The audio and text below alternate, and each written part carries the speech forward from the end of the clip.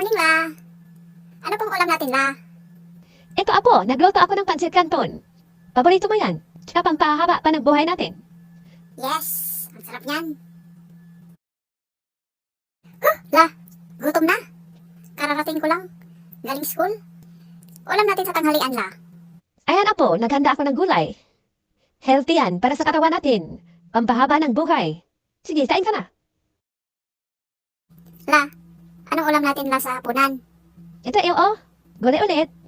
Pero gusto mo na ibang klaseng luto ng gulay, meron pa ka rin ng tanghali. Gusto mo, kunin ko.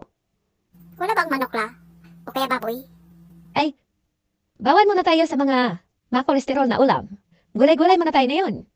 Mas healthy kasi ang gulay, pampahaba ng buhay yan. Ano ba yan, La? Baka hindi tayo niyan mamamatay sa kakakain natin ng pampamahaba ng buhay na pagkain.